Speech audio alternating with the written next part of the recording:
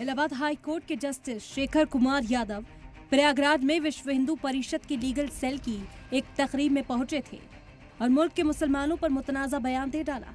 Justice Shekhar ने uniform civil code पर कहा कि मुझे ये कहने में कोई गुरेज नहीं है कि हिंदुस्तान अक्सरियत की मर्जी के हिसाब से चलेगा। हाई कोर्ट के जज होकर के आप ऐसा बोल रहे हैं। कानून तो भैया बहुत संख्यक से चलता है। परिवार में भी देखिए, समाज में भी देखिए, जहाँ पर अधिक लोग होंगे जो कहते हैं उसी को माना जाता है। जस्टिस साहब का मन इससे भी नहीं भरा तो 2 कदम आगे बढ़कर क्या कुछ कह रहे हैं ये भी देखिए। जो कठमुल्ला है जिसे कह लीजिए आप, सब गलत है, लेकिन कहने में गुरेज नहीं है, क्योंकि वो देश के लिए घातक हैं, बिगाड़ने वाले लोग हैं, जनता को बरगलाने वाले लोग हैं, देश आगे न बढ़े इस प्रकार के लोग हैं, उनसे सावधान रहने की जरूरत है। जस्टिस शेखर यादव का कहना था कि एक से ज्यादा बीवी रखने, 3 तलाक और हलाला के लिए कोई बहाना नहीं है और अब ये रिवायत नहीं चलेगी। यानी जस्टिस साहब के निशाने पर सीधे सीधे मुल्क का मुसलमान है। सुप्रीम कोर्ट के वकील कपिल सिब्बल जस्टिस शेखर के इस बयान की जमकर तनकीद कर रहे हैं। ये तो एक पॉलिटिशियन भी नहीं ऐसी बात करता जो एक न्यायाधीश ने कर दी,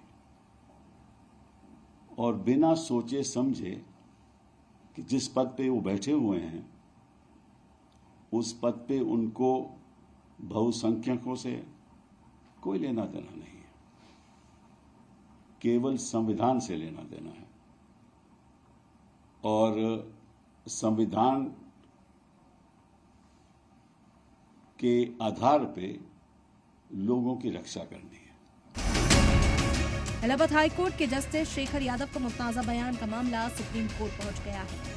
campaign for judicial accountability and reforms ने चीफ जस्टिस ऑफ इंडिया को खत लिखकर इसकी शिकायत की। इस खत में इलाहाबाद हाई कोर्ट के जज जस्टिस शेखर कुमार यादव के बयान की इन हाउस जांच की मांग की गई। साथ ही जांच होने तक जस्टिस को सभी अदालती कामों से दूर रखने की मांग भी की गई है। जस्टिस शेखर यादव का ये बयान सोशल मीडिया पर भी जमकर वायरल हो रहा है, जिसके बाद सुप्रीम कोर्ट ने जस्टिस के इस मुतनाज़ा बयान का नोटिस लेते हुए इलाहाबाद हाई कोर्ट से उनकी स्पीच के बारे में ब्यौरा तलब किया है। ऐसा नहीं है कि जस्टिस यादव पहली बार सुर्खियों में आए हैं। इससे कबल वो दूसरे मामलों की समाप्त के बाद हुक्म के दौरान इजाफी फिक्र को जाहिर करते हुए संगीन मुद्दों पर भी मशवरा देते रहे हैं। ऐसे में सवाल ये है कि जस्टिस की जुबान से एक हिंदू तंजीम के मंच से इस तरह के बयान का मतलब क्या है?